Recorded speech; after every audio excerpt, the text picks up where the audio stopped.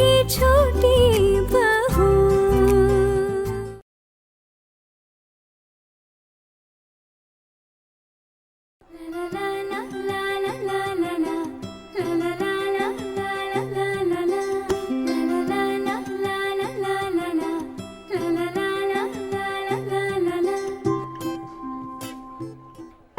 बिखरी हुई है। अरे दीदी बहुत बिखरी हुई है, अभी तक गिनने का टाइम ही नहीं मिला है।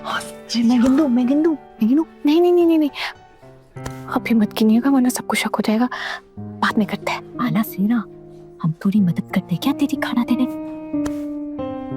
ठीक है दीदी, रुकिए मैं कुछ मैनेज करती हूँ। Ladies, can you help me? There's a long queue waiting there. मुझे आप लोगों का थोड़ा हेल्प चाहिए दीदी, थोड़ा सा प्लेट में दे दोगे? अब माँ बेचारी ना अकेली पड़ गई है, अकेले संभाल नहीं पा रही ना इतना सब कुछ, अब मदद मांग रही है। हम मदद कर देते हैं? Yes, please. Thank you so much.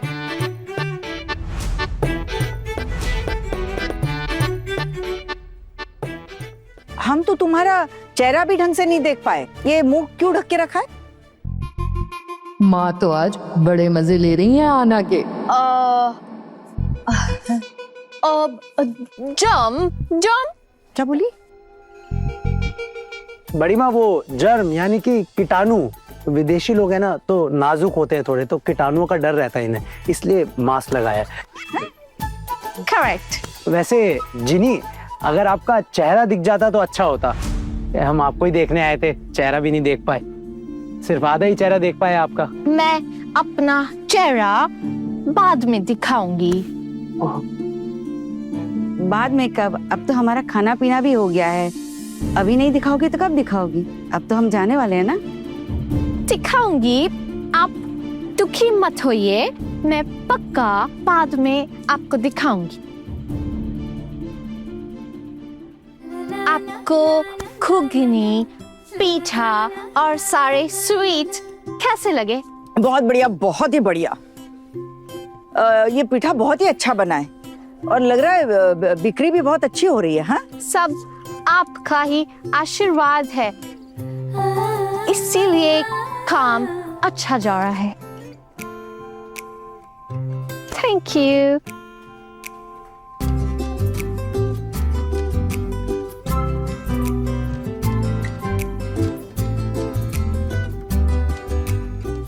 अरे और भी तो दुकानें हैं, थोड़ा वहां पर भी चलकर देख लेते, थोड़ा कुछ और नया नया खाते हैं। ठीक है, चलो।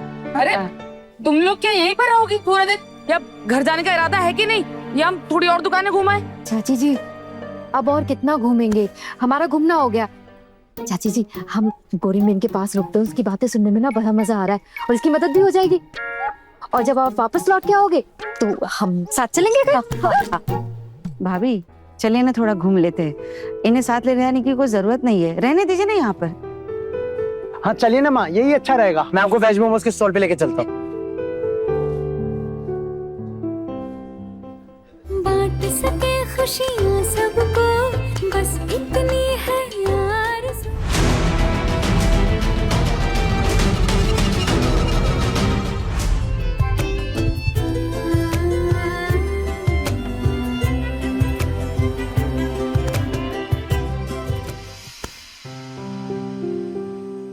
चलो जल्दी आओ।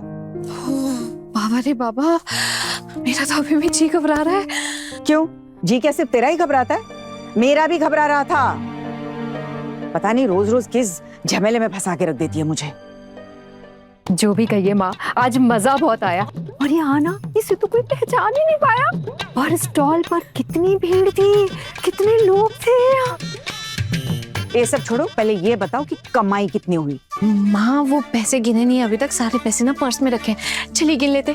चलो चलो चलो, पहले गिनो, आओ। माँ गिने पैसे? हाँ हाँ गिन, लगता है अच्छी कमाई हुई है। हाँ ना, इसमें तो बहुत सारे पैसे, कितने सारे।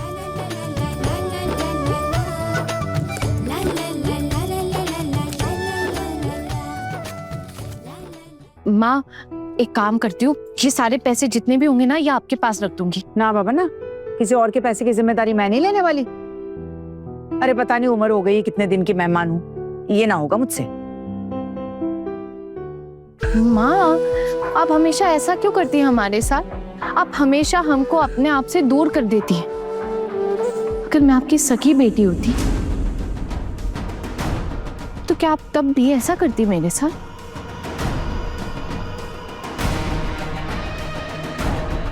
फिर शुरू हो गई तू। और ये बात बात पर अगर मिसाल देनी है ना तो उसमें मुझे खींचना बंद कर दे। अगर दोबारा ऐसे करेगी ना तो मुंह नहीं देखूंगी तेरा कभी।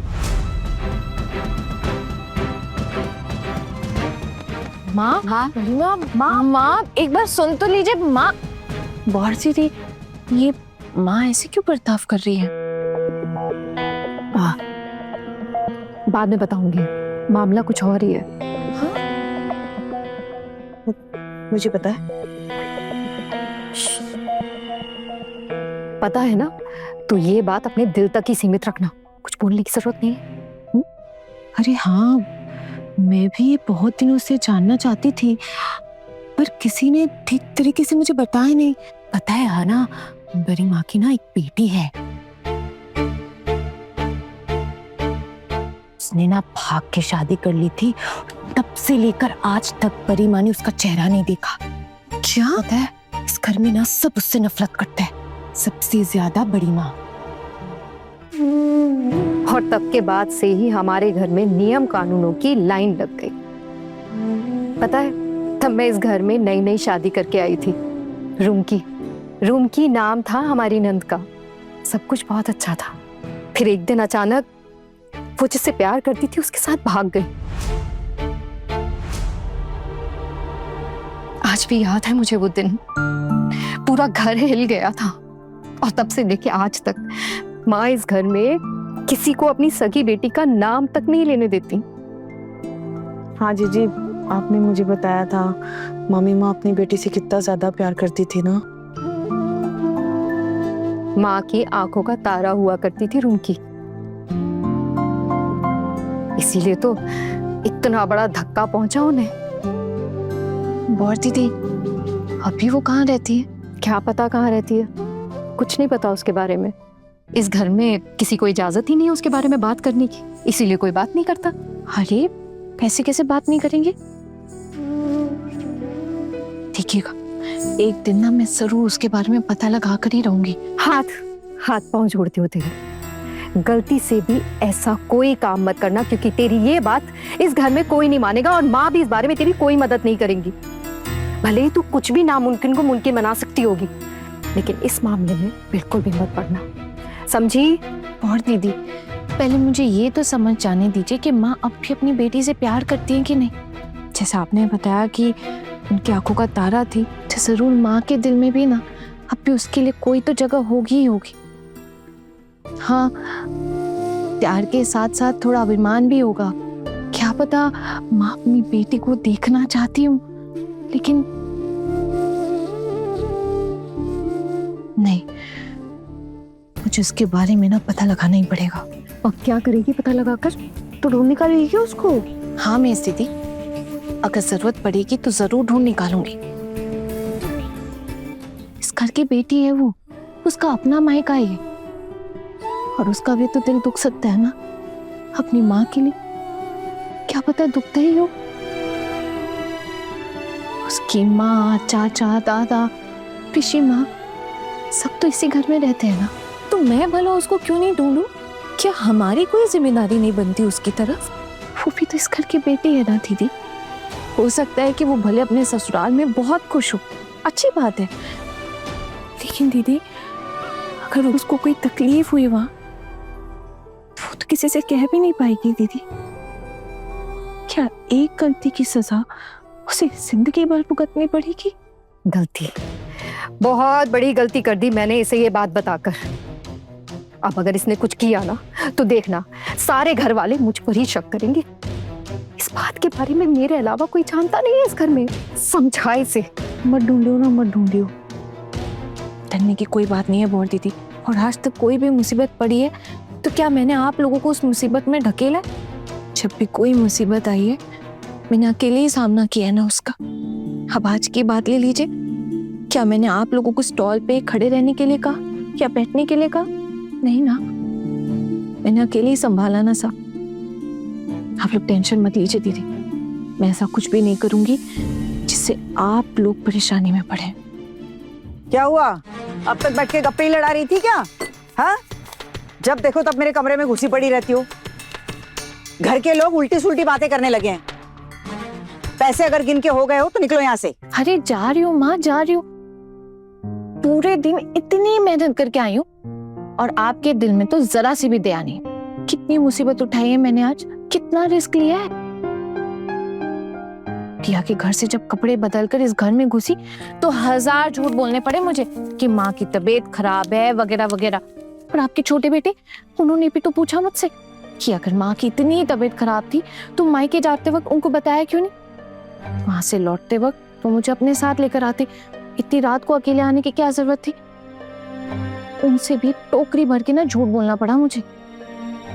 और मैं जानती हूँ कल ना वो माँ से जरूर बात करेंगे। खैर मैंने माँ को सब कुछ समझा तो दिया है, लेकिन मेरी माँ भी ना बिल्कुल झूठ नहीं बोल पाती है। कोई माँ झूठ नहीं बोल पाती है। तेरी जैसी बेटी हो ना तो उसे तो झूठ की दुकान ही खोलकर बैठना पड़ता है। पहले झूठ की दुकान तेरी माँ वहां चलाती थी, अब यहाँ पर हम चला रहे। हाँ, मैं कैसे बुराई करती हूँ? अच्छा आप एक बात बताइए, आज आप लोगों ने जो इतने मजे किए, क्या उसकी कोई अहमियत नहीं है? आज जो इतनी ईमानदारी से पैसे कमाए, क्या उसकी कोई अहमियत नहीं है माँ? आप भी सबकी तरह मेरे अंदर से बुराई देख रही है। बस बस बस कर अब। मैं बहुत थकान महसूस हो रही है मुझे। मैं थोड़ी देर आराम करना चाहती हूँ। अगर ये तुम लोगों के गिन के हो गए होंगे ना पैसे तो चलो निकलो यहाँ से। जी माँ, आप बस गिन रहे हैं। दीदी गिनिए।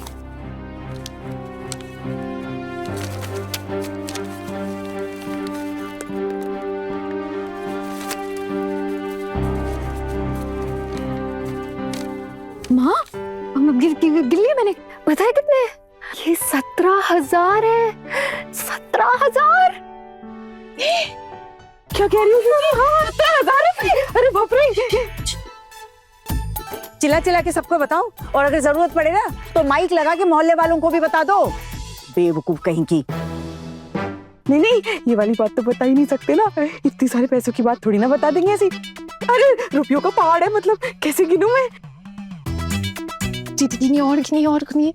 हाँ मैंने आधे गिन लिए है। ये यहाँ हुआ ये 10,000 और वहाँ 17,000, मतलब 27,000 हुए। हाँ ये मेरे पास भी ये 5,000 तो गिन लिए मैंने, लेकिन एक बार फिर से गिन लेना, कुछ गड़बड़ हो सकती है शायद। और ये क्या क्या बोला था? 27 है ना? 1 मिनट। 28, 29, 30 ना? हाँ 30, 31 आता है ना? 31 और 32, ये हो गए 32,000 रुपए। और ये चिल्लर भी तो ये भी गिन लेते हैं थोड़ी सी। ये देखो चिल्लर है ये।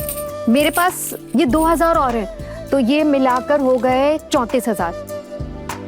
34,000। पारो, तेरे पास कितना हुआ? 7, 8, 9, 3,900 रुपए पूरे हो गए। तेरे पास कितना है?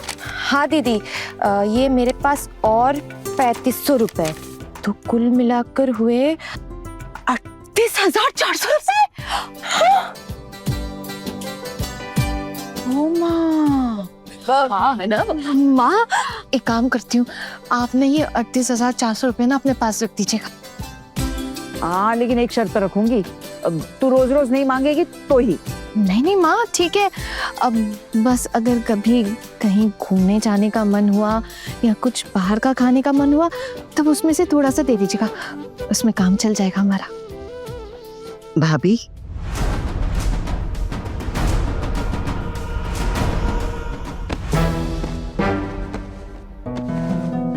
क्या चल रहा है? क्या कर रहे हो तुम सर?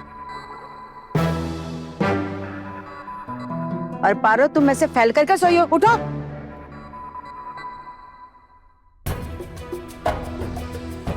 ऐसे?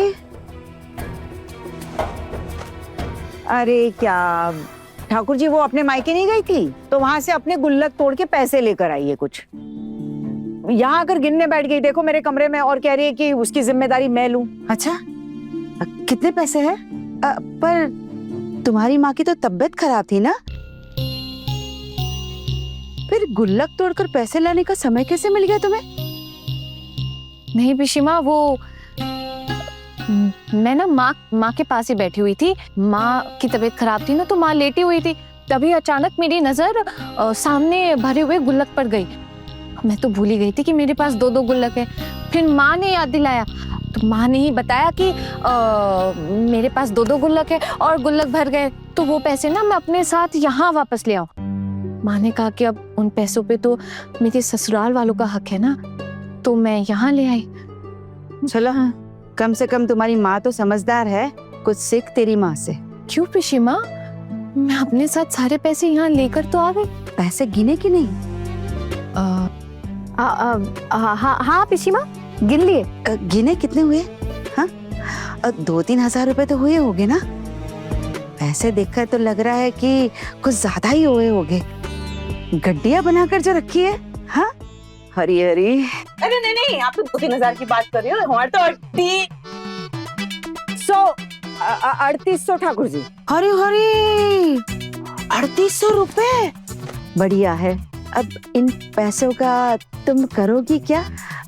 वो क्या है ना कि औरतों के हाथ में पैसा रहना अच्छी बात नहीं होती ना। इससे तो अच्छा है कि तुम ये पैसे किसी के पास रखवा दो। हाँ पिशीमा, मैंने ये पैसे माँ को दे रही हूँ। माँ आप संभाल कर रख दीजिएगा। तो तुमने बताया नहीं कि इन पैसों का तुम करोगी क्या? ज्यादा पैसे थोड़े ना है पिशीमा, 3800 रुपए तो है, इनका क्या ही करूंगी। अगर आप लोग का कुछ खाने का मन करेगा तो इसमें से खिला दूंगी। देखो, ऐसा है ना कि मुझे खाने पीने की लालच तो है नहीं ना, और ना ही मैं कोई भूखा रोना रोती हूँ तुम सबके सामने। मुझे इन सब में लपटने की कोई जरूरत नहीं है। अब तुम अपने पैसे सासू माँ के पास रखवा रही हो, तो जाहिर सी बात है ना, तुम सब अपने ऊपर ही खर्च करोगे ना, और क्या। हाँ छोटू,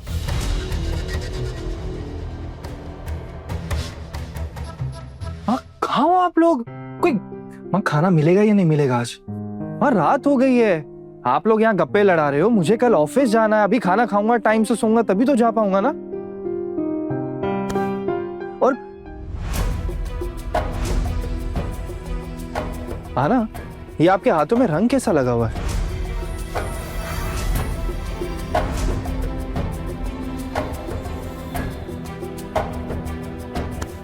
जब ये फूड फेस्टिवल में आए थे तब कहीं इन्होंने मुझे देख तो नहीं लिया। क्यों रे, तू मायके गई थी कि होली खेलने गई थी? कहाँ से ये रंग लगा कर आई है? देखा छोटू, इसकी माँ की तबीयत खराब है, फिर भी पता नहीं ये क्या क्या करती है। कभी रंग लगाती है, कभी गुल्लक फोड़ती है। कैसी गुल्लक? अरे, ये अपने मायके जाकर गुल्लक तोड़कर पूरे 3800 रुपए लेकर आई है। आना, आपने बताया नहीं कि ये हाथों में रंग लगा कैसे? ये मेकअप का रंग तो मैंने पोंछ कर साफ कर लिया था, लेकिन पता नहीं कैसे ये हाथ का रंग छूट गया। वो ऐसे ही लग गया होगा, ख्याल नहीं किया मैंने। दीवार का रंग लग गया होगा, पता नहीं। हाँ ना, ये जो आपके हाथ पे रंग लगा हुआ है ना, वहाँ फूड फेस्टिवल में घुंघनी बेचने वाली एक विदेशी मैम थी जिनका रंग बिल्कुल सेम टू सेम। आप जानते हैं इस बारे में कुछ?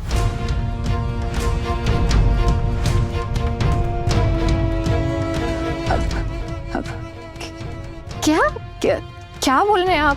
कौन विदेशी मैम? मैं तो वहाँ थी नहीं, मुझे तो कुछ पता ही नहीं है। किसकी बात कर रहे हैं?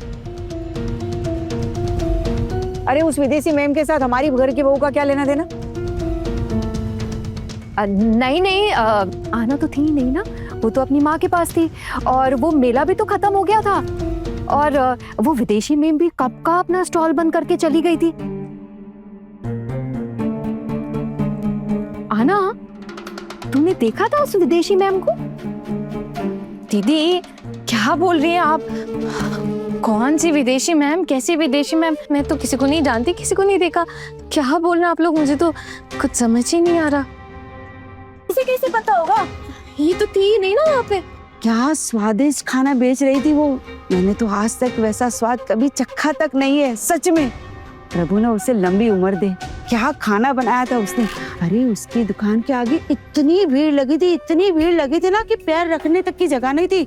ये लंबी लाइन लगी थी उसकी दुकान के आगे। आमदनी भी ना कम नहीं हुई होगी। अरे मैंने तो ये भी सुना है कि उसे वो प्राइज मिलने वाला है भोजन उत्सव वालों की तरफ से। अच्छा, ऐसा है क्या? देखते हो वो मैम कल भी आती है या नहीं। बहुत ही प्यारी थी, उम्र में भले ही कम थी लेकिन खाना बड़ा स्वादिष्ट बनाती है। एक विदेशी होकर हमारा देसी खाना कितना स्वादिष्ट बनाई थी वो। अरे यही यहाँ हमारे यहाँ के किसी लड़के से शादी की है, इसीलिए तो इतना अच्छा खाना बनाना सीख गई है। और तो और कितनी प्यारी हिंदी और बांग्ला बोलती है। सच बताओ छोटू, मुझे तो बहुत प्यारी लगी वो, बहुत बहुत प्यारी लगी, है ना? अच्छा, आपको बहुत प्यारी लगी वो? हाँ लगी तो। ऐसे दांत निपोर के क्यों बोल रही है तू? ऐसे बोल रही है जैसे तेरी खुद की बहन हो। ऋषिमा, मैं तो बस यूं ही पूछ रही थी। आप तो हर बात पे यूं ही मुझे बस बोलती रहती है, कुछ भी उल्टा सीधा। ऐसे ही पूछ रही थी मैं तो।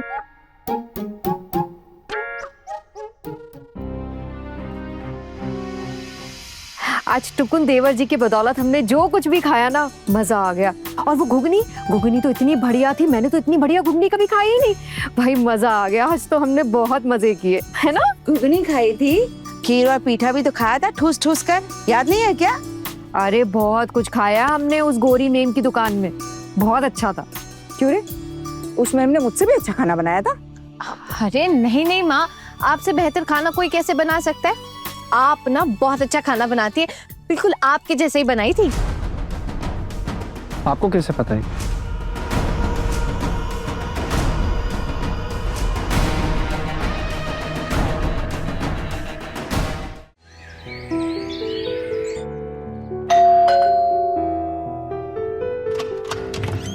नमस्ते काका बाबू।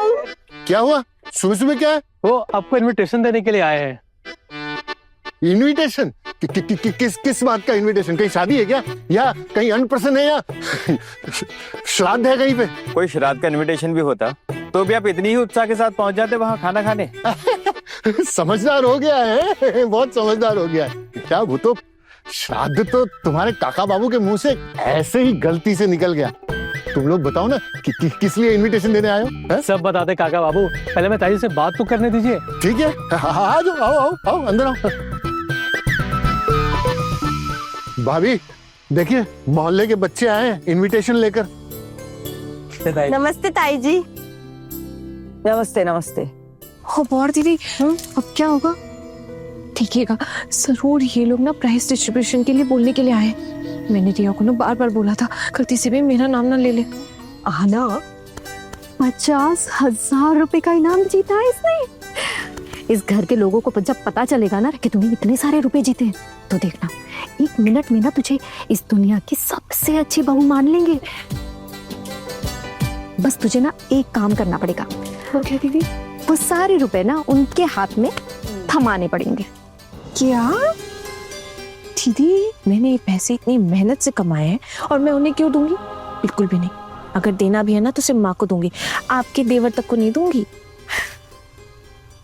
चल ठीक है, अभी तो ये देखना है कि ये जो मोहल्ले के बच्चे हैं कहीं घर वालों की पूछताछ के सामने ढेले ना पड़ जाए, कहीं सारा सच ना उगल दे।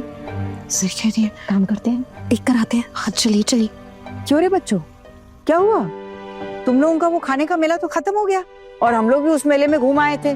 कहीं ऐसा तो नहीं कि जो लोग मेला देखने गए उन्हें भी तुम लोग पुरस्कार बांट रहे हो? ताई जी, आप कैसी बात कर रही है?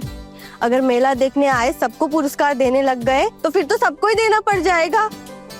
लेकिन हाँ, जिन्होंने खाना बनाया है उनको तो जरूर मिलेगा, इसीलिए तो हम सब आपको इनविटेशन देने आए हैं। आज शाम को प्राइज डिस्ट्रीब्यूशन है, आप सब जरूर आएंगे ना? हमारे यहाँ से कोई नहीं जाएगा वहाँ। बगल में ही तो है पोल्टूदा, अब थोड़ी देर आकर वहाँ खड़े हो जाएंगे तो इसमें क्या परेशानी है? आप सब फूड फेस्टिवल में आए थे, हम लोगों को बहुत अच्छा लगा, इसीलिए आपको पर्सनली इनविटेशन देने आए हैं। आप गुस्सा मत कीजिए, आप भी आइएगा, आपको वहाँ बहुत अच्छा लगेगा। और क्या करेंगे हम वहाँ आकर? कुछ खाने पीने की व्यवस्था है? नाश्ते का पैकेट वगैरह कुछ मिलेगा हमें? जो लोग जीतेंगे उनके घर वालों के लिए नाश्ते के पैकेट की व्यवस्था पूरी है। और हमारे घर से तो किसी ने नाम ही नहीं दिया, तो फिर प्राइज कैसे मिलेगा? अब जब प्राइज ही नहीं मिलेगा, इसका मतलब तो यही हुआ कि नाश्ते का पैकेट भी नहीं मिलेगा। आप लोगों के लिए रहेगा वो, आप लोग बिल्कुल चिंता मत कीजिए, आप लोगों के लिए वहाँ पूरी व्यवस्था रहेगी। जब हमने किसी ने यहाँ पे नाम ही नहीं लिखवाया, तो फिर ऐसा स्पेशल ट्रीटमेंट क्यों? वो ताई जी गई थी ना उस दिन मेला देखने, पीशी मोनी गई थी, काकी माँ गई थी, इसीलिए तो आप सबके लिए नाश्ता रखना ही पड़ेगा। और भाभिया भी तो आई थी साथ में। आप लोग मुश्किल वक्त में हमारे लिए कितना कुछ करते हैं, आपके लिए थोड़ा बहुत करना तो फर्ज है हमारा। ये तुम तारीफ कर रही हो या ताना मार रही हो? अरे माना कि हम तुम्हारे कभी क्लब में किसी फंक्शन में कोई चंदा नहीं देते और आगे भी नहीं देंगे, लेकिन तुम ऐसे सुना किसको रही हो? हाँ, ऐसा है कि हमारे घर में ना फिजूल खर्ची नहीं होती है, और ना ही हमारे घर का ऐसा कोई नियम है। अरे पोल्टू दा, हाँ आपको चंदा देने के लिए कहीं बोले है क्या? हम तो बस आपसे इतना चाहते हैं कि बस टाइम पर वहाँ पहुँच जाए। अच्छा, और जो लोग घर से नहीं जा पाएंगे तो उनके लिए क्या नाश्ते का पैकेट भिजवाओगे तुम? नहीं, शायद वो नहीं हो पाएगा। जो लोग जाएंगे पैकेट तो सिर्फ उन्हीं को मिलेगा। दादी दादी हम भी चलेंगे। हमें भी साथ लेकर चलो ना। बस यही रह गया था, हम भी जाएंगे, हम भी जाएंगे। कहीं कोई जाने का नाम सुना कि खड़े हो गए। हद ही हो गई, जाओ जाके पढ़ाई लिखाई करो। ये क्या तरीका है बच्चों से बात करने का? हाँ, उन्हें क्यों धमका रहा है? अरे बच्चे नहीं जाएंगे तो कौन जाएगा? और सिर्फ बच्चे ही क्यों, हम भी जाएंगे। मैं ले चलूंगी। हाँ रिया, कब तक पहुंचना है बेटा? शाम को 4 बजे। आप सब आएंगे ना पक्का? आप सब लोग मतलब? तुम्हें क्या लग रहा है घर की बहुएं भी जाएंगी? अरे एक बार बाहर जाने दिया, इसका मतलब ये थोड़ी ना है कि हर बार बाहर जाके डेरा जमा कर बैठ जाएंगी। हमारे घर की बहुएं। अगर भाभिया आ भी गई तो क्या बिगड़ जाएगा? पूरी दिल की तो बात है। देखो ऐसा है कि तुम्हारे घर और हमारे घर के अनुशासन नियम बहुत अलग अलग हैं। तुम लोग नहीं समझ पाओगे तो रहने दो। पोल्टू, तू खामखा बात बढ़ा रहा है, मुझे बात करने दे। हम लोग वक्त पे पहुंच जाएंगे रिया, और फिर हमारे घर से जो भी जाना चाहेगा सबको इजाजत है। माँ, हम भी जाएंगे ना साथ? क्या बात है बड़ी भाभी, आप लोगों में कुछ ज्यादा बदलाव नहीं आ गया है? पहले तो आप लोगों को सूरज की रोशनी तक नसीब नहीं होती थी, वो एक बार आपके कदम बाहर चले गए घर के, अब तो आप लोगों के पांव घर पर जम ही नहीं रहे। दिया, हम चारों बहुएं जाएंगी।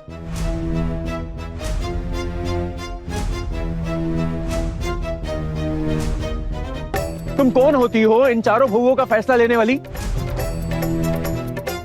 कलेजे में दम नहीं, लेकिन हम किसी से कम नहीं। अरे तू होती कौन है बीच में बोलने वाली? हाँ, सरपंच है तू। हम बात कर रहे हैं ना यहाँ पर। बड़ों की बात काटने की आदत हो गई है इसको तो। चाची जी, ये भी तो आप लोगों से ही सीखा है मैंने। हमसे सीखा है मतलब? हमने क्या बड़ों को जवाब दिया है?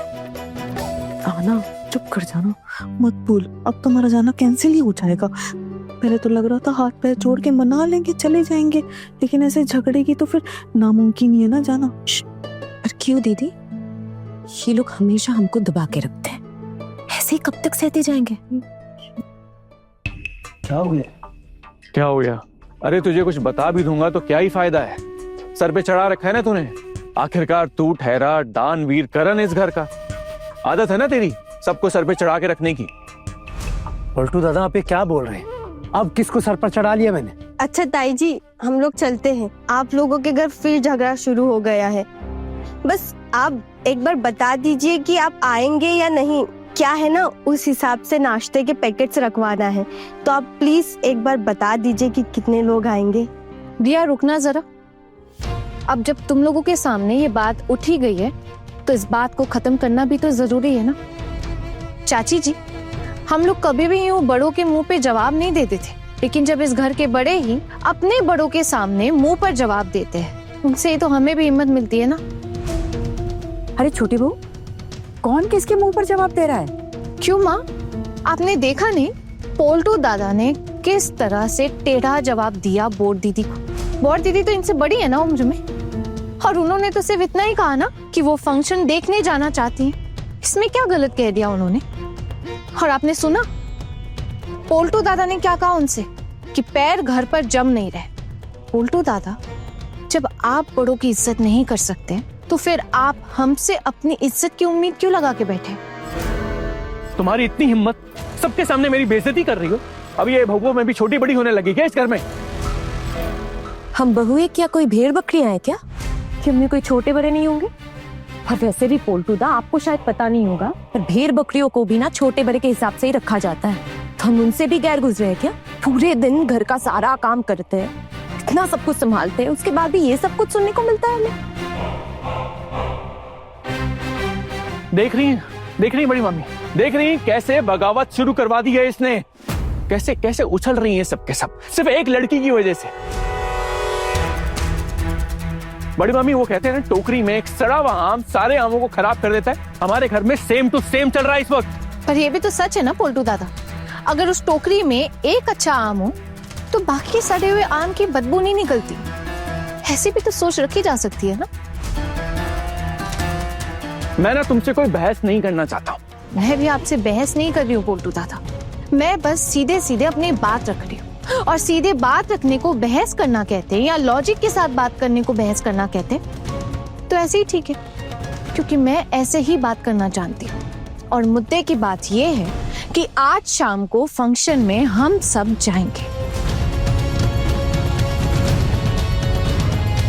दिया, तुम लोग जाओ, हम सब जरूर आएंगे। तुम सिर्फ अपने लिए फैसला लोगी, घर की बाकी बहुओं के लिए नहीं। पारो के लिए फैसला मैं लूंगा, मैं तय करूंगा कि वो जाएगी या नहीं जाएगी। मैं कुछ तय कर भी नहीं रही हूँ पोल्टू दादा, मैं बस इतना जानती हूँ कि मेज दीदी वहां फंक्शन में जाना चाहती, लेकिन अगर वो नहीं गई ना तो उसका कारण सिर्फ आप होंगे। सिर्फ आपके डर की वजह से वो जा नहीं पाएंगे। आप उन्हें रोक सकते हैं, लेकिन उनके मन की इच्छा तो नहीं मार सकते ना आप। और वैसे भी इस घर में आपसे भी उम्र में बड़ी कोई है, बल्कि हम सब से उम्र में बड़ी कोई है। तो मेज दीदी फंक्शन में जाएंगी कि नहीं, इसका फैसला भी वही करेंगे। और वैसे भी पोल्टू दादा, आपके घर के नियमों के अनुसार पत्नियों के मामले में कोई भी फैसला आपके अकेले के फैसले के ऊपर निर्भर नहीं करता है।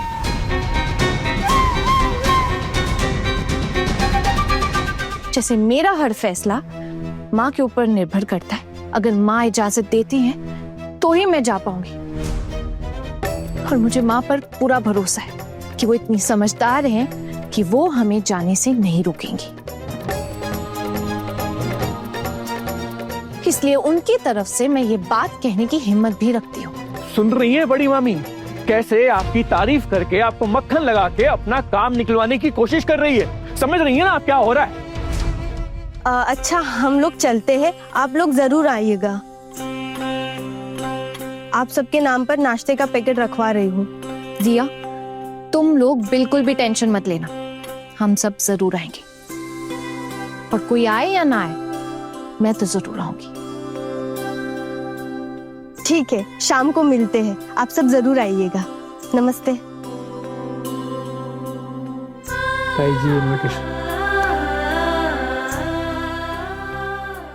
मेरी इतनी बड़ी बेइज्जती की तुमने? मैंने आपकी कोई बेइज्जती नहीं की पोल्टू दादा, बल्कि मुझे एक बात नहीं समझ आती, आप मेरे हर मामले में टांग क्यों अड़ाते हैं? हम तो आपके किसी काम में टांग नहीं अड़ाते। और मैं तो कभी दूर दूर तक ऐसा नहीं करने का सोच सकती हूँ, तो आप मेरे हर मामले में घुसते क्यों हैं? अरे मम्मी, आप अब भी चुप रहेंगी? अंदर ही अंदर पूरी सेटिंग हो रखी है पोल्टू, अभी भी तुझे समझ में नहीं आ रहा? ये लड़की तेरी इतनी बेइज्जती कर रही है और भाभी अपने मुंह पर ताला लगाकर बैठी हुई है। तू क्यों खामखा बोले जा रहा है? चुप रहा कर, बिल्कुल कुछ भी मत बोल। बोलूंगा ना मैं जब तक इस घर में हूं ना, मैं तो बोलूंगा। छोटी सी तो बात है देवर जी, बगल में ही तो जाना है। वैसे भी हम लोग कहीं नहीं जाते हैं, और अब जा भी रहे हैं मोहल्ले के बच्चों के कहने पर, तो घर के बड़ों के साथ ही जा रहे हैं ना, तो इसमें क्या दिक्कत है पिशीमा? इस घर में पहले तो ऐसा कभी कुछ होता नहीं था, फिर इतने दिनों के बाद इन सब को लेकर ऐसी बातें क्यों हो रही है? इच्छा तो हमेशा होती थी पिशीमा, पर अपनी बात रखने की कभी हिम्मत ही नहीं हुई। मन होने के बावजूद भी हम कभी जा नहीं पाए। पिशीमा, शादी से पहले ऐसा कोई शर्त रखा था क्या कि हम घर के पास वाले मैदान में भी नहीं जा सकते? और अगर रखी भी थी तो वो हमें पता होना चाहिए था ना, आपको बताना चाहिए था। पोल्टू दादा, जब मैंने अग्नि को साक्षी मानकर शादी की है तो मेरी भी कुछ जिम्मेदारियां बनती हैं।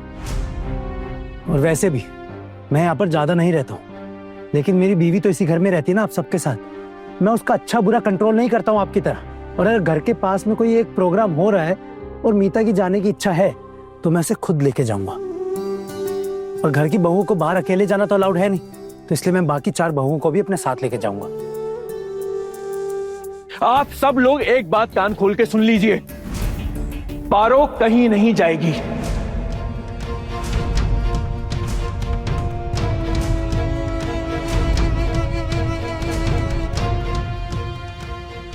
पता था मुझे ये अपना सारा गुस्सा ना मुझ पर ही निकालेंगे।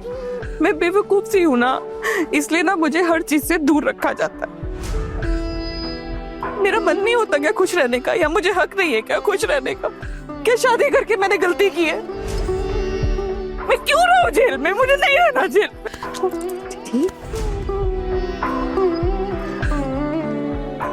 में। मिष्टी मिठाई मैं तुम लोगों को शाम को ले जाऊंगी। हाँ, अभी अपने कमरे में जाके पढ़ाई करो। चल। मैं कोई जेल में नहीं रहती हूँ, ये जेल है क्या? मजली चुप हो जाओ। मामी माँ, मुझसे ना आप चुप नहीं रहा जा रहा। आज आप मुझे बोलने दीजिए, क्योंकि आपने इनको सिर्फ चीखते चिल्लाते हुए सुना है सबने, लेकिन आप जानती है कमरे के अंदर मैं क्या कुछ सहती हूँ सिर्फ मैं जानती हूँ। मामी माँ, मैं जरा सा अपनी जेठानी और देवरानी के साथ में बोल लेती हूँ 2 बार प्यार से ना, उसके लिए मुझे इतना सारा अत्याचार सहना पड़ता है। मामी माँ, आप नहीं जानती है, मैं अपने घर की बात कभी भी किसी के सामने नहीं बोलती हूँ। मैं चुप रहती हूँ, हमेशा चुप रहती हूँ। मामी माँ, बार बार ये अत्याचार क्यों सहूं? मैं क्यों सहूं?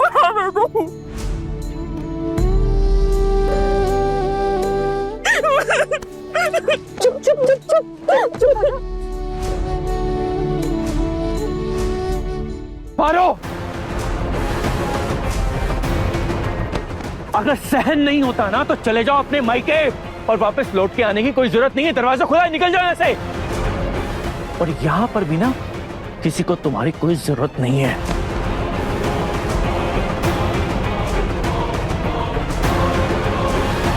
मैं मायके नहीं जाऊंगी, सुना आपने? मेरे गरीब बाबा ने अपना खून पसीना बहाकर मेरा कन्यादान किया था। मैं क्यों जाऊं छोड़ के? ये मेरा भी घर है, यहाँ मेरा भी अधिकार है, मेरा भी हक है।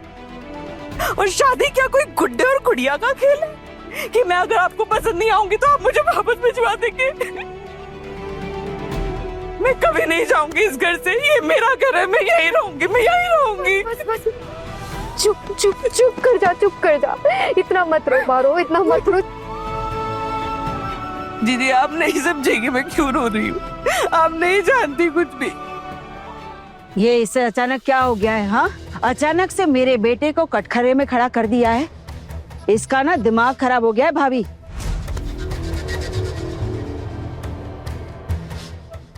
मुझे माफ कीजिएगा, मैं कुछ कहना चाहती हूँ। माँ, आप ना मुझे कभी समझ ही नहीं पाएंगी, क्योंकि आप तो शादी के बाद अपने मायके में ही रही हैं। आप पर कभी किसी ने पाबंदियां तो लगाई नहीं ना। और ससुराल में हम चारों के ऊपर कितने अत्याचार होते हैं जी तो आप जान ही नहीं सकती। लेकिन माँ, आप जानती हैं हम सब लोग क्या क्या सहते हैं, ससुराल में क्या क्या सहना पड़ता है। जितने नियम कानून हम सबके ऊपर लागू होते हैं, अगर उसमें से थोड़े भी नियम कानून आपके ऊपर लागू हो जाए, क्या आप सह पाएंगे? बस एक बार सोचिए माँ। सिर्फ एक लड़की इस घर को बर्बाद करने में तुली हुई है। उल्टा कहिए पोल्टू दादा, सिर्फ एक लड़की है जिसकी वजह से बाकी बहुओं की आंखें खुल गई हैं, जिन्हें ये समझ आ गया है कि वो सिर्फ इस घर में नौकरानी नहीं है। और वैसे भी नौकरानियों के भी तो अधिकार होते हैं ना। और आप लोग घर की बहुओं को एक छोटा सा हक भी नहीं दे सकते। मतलब हम औरतें दिन रात आपके घर का काम करती रहे और हर चीज के लिए ताने भी आप लोग हमें ही मारते हैं। क्यों ऐसा? शादी में जाओ तो ताना मारते हैं, खाना खाओ तो ताना मारते, नए कपड़े लो तो ताना मारते हैं। और आपने शादी करते वक्त ये वादा किया था ना कि आप अपनी पत्नी का ख्याल रखेंगे, जिंदगी भर उनका साथ देंगे, यही कहा था ना। मेज दीदी तो अपना वादा निभा रही है, आपका ख्याल रखती है वो बहुत अच्छे से, लेकिन आप सिर्फ ताने मारना चाहते हैं और बंद कमरे में अपनी बीवी पे अत्याचार करते हैं। और ये एक गुनाह है, अधर्म है। और आप जानते हैं, इसलिए आपके खिलाफ पुलिस स्टेशन में कंप्लेन भी दर्ज की जा सकती है।